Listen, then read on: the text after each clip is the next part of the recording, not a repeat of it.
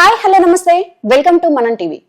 గతంలో వైఎస్ఆర్సీపీ అధికారంలో ఉన్నప్పుడు ఆడవాళ్ళని దూషించితే జగన్మోహన్ రెడ్డి కనీసం మందలించేవారు కాదు. కానీ ప్రస్తుతం కూటమి ప్రభుత్వంలో తెలుగుదేశం పార్టీ కార్యకర్త అయిన చేబ్రోల్ కిరణ్ భారతిని దూషించినందుకు వెంటనే యాక్షన్ తీసుకొని అతన్ని అయితే పార్టీ నుండి సస్పెండ్ చేయడం జరిగింది.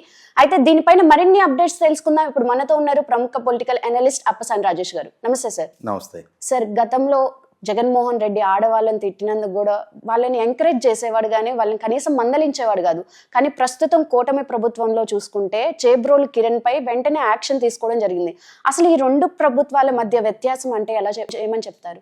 ఇక్కడ ఒకటి, ఇప్పుడు ప్రస్తుతం తెలుగుదేశం కార్యకర్త చేబ్రోల్ కిరణ్ అరెస్ట్ అయిన నేపథ్యంలో ఎందుకు తెలుగుదేశం పార్టీ ఇంత వేగంగా స్పందించింది?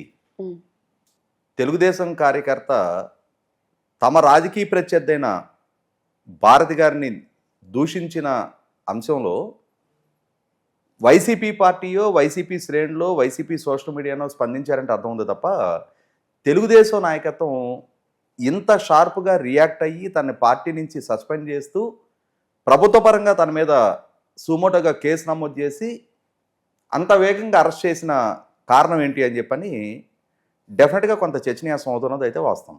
ఇక్కడ గమనించుకోవాల్సింది, తెలుగుదేశం పార్టీ వ్యవస్థాపకులు ఎన్టీ రామారావు గారు తెలుగుదేశం పార్టీ ఆవిర్భావం జరిగిన రోజే ఆయన చెప్పారు, ప్రజలే దేవుళ్ళు సమాజమే దేవాలయం. అంటే తెలుగుదేశం పార్టీ సమాజం పట్ల బాధ్యతతో కలిగి ఉంటుంది, సమాజాన్ని ఒక దేవాలయంలాగా చూస్తుంది.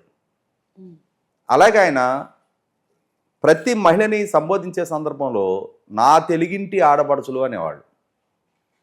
వయసు అంతరాలు పరిగణలోకి తీసుకోకుండా రాష్ట్రంలో ఉన్న మహిళలు మొత్తం కూడా ఎన్టీ రామారావు గారిని అన్న అని చెప్పని ఓన్ చేసుకున్నారు. అలాగే ఎన్టీ రామారావు గారి కాలం నుంచి చంద్రబాబు నాయుడు గారి వరకు కూడా మహిళల విద్యకి తెలుగుదేశం పార్టీ ప్రాధాన్యత ఇచ్చింది.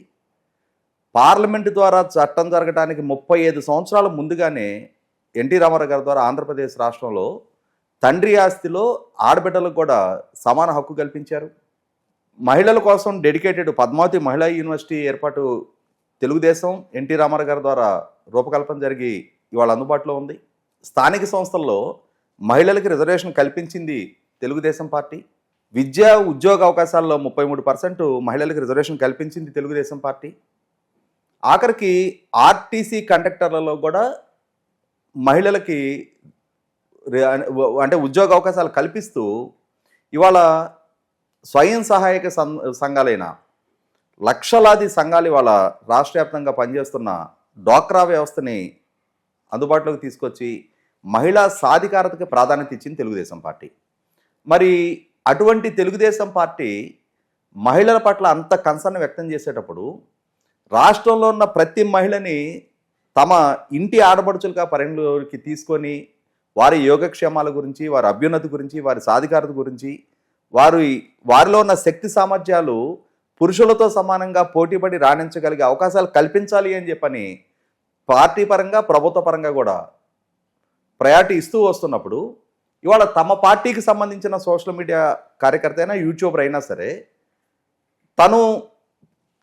తన పార్టీ వర్షన్గా ప్రత్యర్థి పార్టీకి సంబంధించిన మహిళల్ని దూషించడాన్ని తెలుగుదేశం పార్టీ ఎట్టి పరిస్థితుల్లో టాలరేట్ చేయదు. ఇవాళ రాజకీయపు వైరుధ్యాలు వేరు, ఆ రాజకీయపు వైరుధ్యాల కారణంగా ఆగర్భ శత్రువులుగా ట్రీట్ చేసే సంస్కృతి వైసీపీ పెంచి పోషించి ఉండొచ్చు. సంస్కారహీనపు భాష, మార్ఫింగ్ ఫోటోలు, మార్ఫింగ్ వీడియోలు, మహిళల వ్యక్తిత్వాన్ని కించపరచడం, తమ రాజకీయ ప్రత్యర్థుల్ని డిమోరలైజ్ చేయడం కోసం వారి కుటుంబంలో ఉన్న మహిళల్ని టార్గెట్ చేసి హిట్టింగ్ బిలో ది బెల్ట్ అంటారు. అంటే రాజకీయంగా వారిని ఢీకొనలేనప్పుడు వారిని డిమోరలైజ్ చేయాలి అని అంటే వాళ్ళ కుటుంబ సభ్యులైన మహిళల వ్యక్తిత్వ హననానికి పాల్పడటం, ఇటువంటి నీచ సంస్కృతికి వైసీపీ పాల్పడింది అనేది వాస్తవం. వైసీపీ ఈ సందర్భంలో తమ పట్ల విమర్శలకు పెడుతున్న వైసీపీ సోషల్ మీడియా మహిళా నాయకురాల పట్ల, మహిళా కార్యకర్తల పట్ల ఉపేక్షించలా. తమ రాజకీయ ప్రత్యర్థులుగా ఉన్న తెలుగుదేశం పార్టీలో కీలక స్థానాల్లో ఉన్న కీలక నాయకురాళ్ళైన మహిళా నాయకురాల విషయంలోనూ ఉపేక్షించలేదు. ఆఖరికి భారతీయ జనతా పార్టీ రాష్ట్ర శాఖ అధ్యక్షురాలుగా ఉన్న పురంధరేశ్వరి గారి విషయంలోనూ అదేవిధంగా వ్యవహరించారు. కేంద్ర ఆర్థిక శాఖ మంత్రి నిర్మలా సీతారామన్ గారి విషయం కూడా అదే విధంగా వ్యవహరించిన తీరు మనం చూసాం. తమ ప్రభుత్వానికి వ్యతిరేకంగా ఉద్యమించారనే ఏకైక కారణంగా అమరావతి మహిళల పట్ల ఏ విధంగా వ్యవహరించారో చూసాం మనం. ఎంత కర్కసత్వాన్ని ప్రదర్శించారు, ఎంత నిర్దయగా వాళ్ళ వ్యక్తిత్వాన్ని పాల్పడ్డారు అనేది మనం చాలా సందర్భాల్లో వాళ్ళ ప్రవర్తన ద్వారా ప్రజలకి వాళ్ళే మా నైజం ఇది అని చెప్పని ప్రజలకు నిరూపణ చేసుకున్నారు. ఇటువంటి పరిస్థితుల్లో ప్రజల్లో కూడా వాళ్ళ పట్ల ఒక ఏహీభావం పెరిగింది కాబట్టి మొన్నటి ఎన్నికల్లో అటువంటి ఫలితాలు వాళ్ళకి దక్కాయి. అటువంటప్పుడు వాళ్ళు ఏ వరవడైతే సృష్టించారో అదే వరవడి తెలుగుదేశం పార్టీ కూడా ఫాలో అవ్వాల్సిన నెస్టీ లేదు. తెలుగుదేశం పార్టీ మొదటి నుంచి ప్రజలనే దేవుళ్ళుగా ఎలా భావిస్తూ వచ్చిందో, సమాజాన్నే దేవాలయంగా ఎలా భావిస్తూ వచ్చిందో అదే తెలుగుదేశం పార్టీ సిద్ధాంత బలం. ఆ సిద్ధాంత బలం కారణంగానే దశాబ్దాలుగా తెలుగుదేశం పార్టీతో అంకితమైన కార్యకర్తలు తెలుగుదేశం పార్టీతోటే కొనసాగుతూ ఉన్నారు. ఇటువంటి నేపథ్యంలో కిరణ్ వైపు నుంచి ఒక్క అసభ్య పదజాలాన్ని కూడా పార్టీ టాలరేట్ చేయలేకపోయింది. అంటే చాలా పరిధి దాటిన కామెంట్లు తన వైపు నుంచి రావడం జరిగింది. దాంతో పార్టీ కూడా టాలరేట్ చేయలేకపోయింది. తన విషయంలో చాలా వేగంగా స్పందించింది. అదే సందర్భంలో జగన్మోహన్ రెడ్డి గారిని మనం చూసాం. సాక్షాత్తు ఆయన సమక్షంలోనే చాలా సందర్భాల్లో తన నాయకులు, తన పార్టీకి సంబంధించిన చట్టసభ ప్రతినిధులు, చట్టసభ శాసనసభ్యులు, మంత్రులు స్థాయిలో ఉన్న వ్యక్తులు కూడా తమ రాజకీయ ప్రత్యర్థుల్ని, ముఖ్యంగా చంద్రబాబు నాయుడు గారిని లక్ష్యంగా చేసుకోవటం కోసం ఆయన కుటుంబంలో ఉన్న మహిళల్ని, భువనేశ్వర్ గారిని, బ్రాహ్మణి గారిని కూడా లక్ష్యంగా చేసుకొని విమర్శలు ఎక్కువ పెడతా ఉన్నప్పుడు కనీసం ఇది తప్పు అని చెప్పాల్సిన సభానాయకుడిగా ఉన్న జగన్మోహన్ రెడ్డి గారు అసెంబ్లీ వేదికగా కూడా ఈ విధమైన విమర్శలు సంధిస్తూ ఉన్నప్పుడు వాళ్ళ శ్రేణులను కట్టడి చేయిందని మనం చూసాం.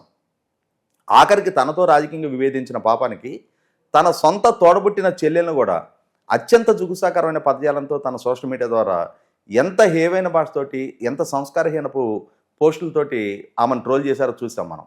కాబట్టి ఇక్కడ సంస్కారహీనత్వాన్ని ప్రదర్శించే వైసీపీ పార్టీకి, సంస్కారానికి ప్రాధాన్యత ఇస్తూ వచ్చిన తెలుగుదేశం పార్టీకి, తెలుగుదేశం పార్టీ నాయకత్వానికి, తెలుగుదేశం పార్టీ ఎంచుకునే రాజకీయ విధానాలకు మధ్య మొదటి నుంచి కూడా నక్కకి నాగలోకానికి ఉన్నంతటి వ్యత్యాసం ఉంది.